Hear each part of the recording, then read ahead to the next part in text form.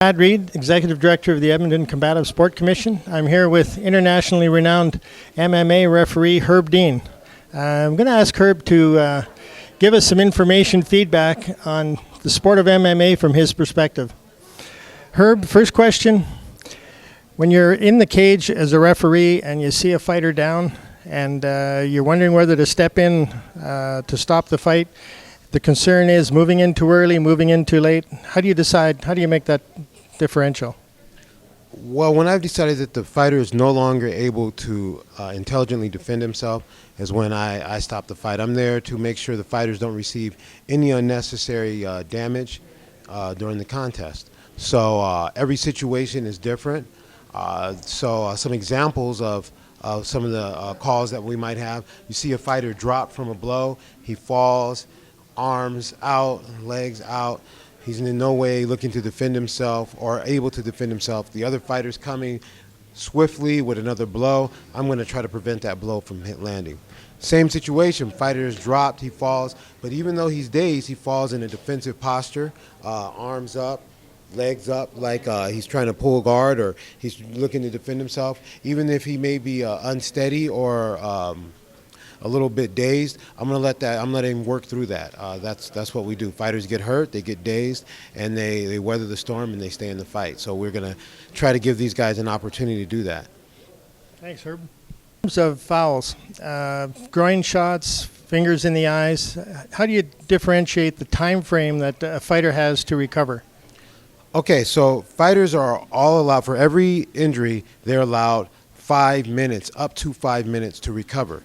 So for all injuries, except for the groin shot, the doctor and the referee are the ones who make that decision on how much time is given.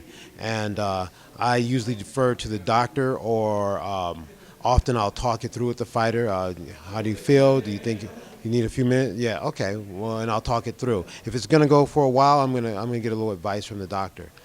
The groin shot, that is up to the fighter. The fighter can say, I'm gonna need 3 minutes to recover from this, and or after 3 minutes, he says, no, you know what, I'm going to take a full 5 minutes. But they're all up to 5 minutes. Once 5 minutes is passed, the fighter needs to either fight or the contest is over.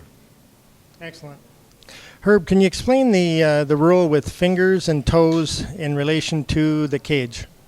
Fighters cannot use the cage by grabbing, sticking their fingers and toes in there to gain any type of advantage, position wise, holding the guy up against the fence. Guys who actually reach out and push off, that's fine. If we give warnings, my goal is to interfere with the fight as little as possible. You know, we want the best man to win. We don't want it to be based on some of the officials' interference. So if it's not harmful, or if it doesn't really affect the position of the fight, I'm not going to take a point. We're going to warn guys. It's a natural response to reach out and do that. But if it affects the position of the fight, let's say a guy gets a superior position because of it, I'm definitely going to stand him up and take that position away. I may take a point. If a guy has been elevated and he's about to lose, let's say a guy's picked him up, he's about to take him down, about to give him a big slam, the guy reaches out last minute, stops the takedown, especially if it was going to be a big slam, I can't give him back the damage of that slam. I can't also give him the position he would have landed in. So I'm going to take a point to adjust the effect that it had on the fight. Thank you. Herb, another rule is the no progression on the mat, and the time frame that's required before you call a stand-up. Can you comment on that? Yeah, once again, every situation is different. There's not a set amount of time that we allow guys to work for, because there's always different amounts of work. Let's say we get one guy gets a takedown, maybe he lands in the guy's guard, the guy's got closed guard, he's got double overhooks, his head is next to the other guy's head, I don't see any tension there. I'm going to probably stand that up a lot swifter. Now, if I see the same situation, but I see the head in position making some tension, and there's a struggle that's going to be worked out, I want to see it work out. Guys take a guy down, and they start softening their opponent up. They're settling, they're feeling, they're moving, they're feeling his reaction, they're feeling what he does. They're giving him a couple of blows, body and head, to see how he reacts. I'm going to give him time to soften this guy up and get to feel him. But after a while, he's going to have to progress. And we'll say, fighter, let's work. When he hears work, that means it's time for him to do what he's there to do. He needs to advance his position. So if he's on the ground, he needs to pass, or if he's up against the fence, he needs to actually do what he needs to do for the takedown. Or he needs to posture for big shots, large blows, like he's attempting to win the fight, knock the guy out. Otherwise, we're going to stand it up. Herb, could you comment on the 5 scoring areas in MMA from a judge's standpoint? The 5 scoring criteria: striking, effective grappling, cage control, aggression, and defense. Those are the 5 scoring criteria. And they're in order, and it's important to know them in order because that's how they are used. They're weighted and prioritized.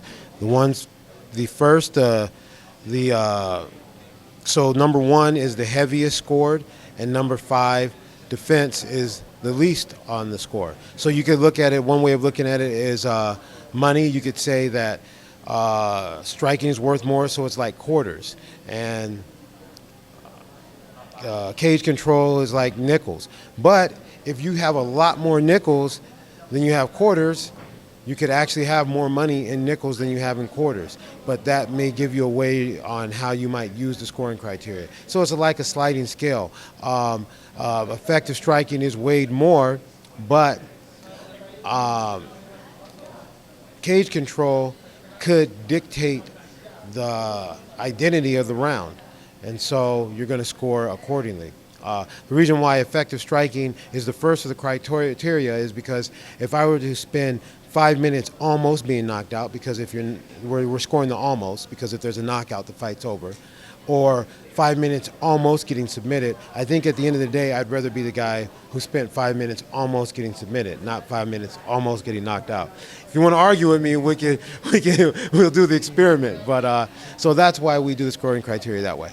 Herb, another point, your position as a referee in the cage, in terms of early in the round, late in the round, or fighter in trouble, can you comment on how you move in the cage? Well, I guess we walk around, we're trying to be in a position to see things. If you can't see what's going on, if you can't get good information, you can't make good decisions. So we just want to constantly going through our checklist and trying to be in the place where we can see most of what's going on. Of course, it's just 3-dimensional, so we're never going to be able to see everything, but you're going to put yourself in the position to see the majority of things. And you're also always running through your checklist. Okay, we need to be, let's say a fighter's on the ground and he's taking punishment, but they're near the fence. You want to be in a position where you can see the fighter's face, but you want to be able to see his whole body just in case it goes limp. You also want to be able to position yourself to make sure the guys aren't able to grab the fence from there. So that's basically what we're doing with position, is running through all the scenarios that could happen and adjusting ourselves so we could see all the things that we anticipate.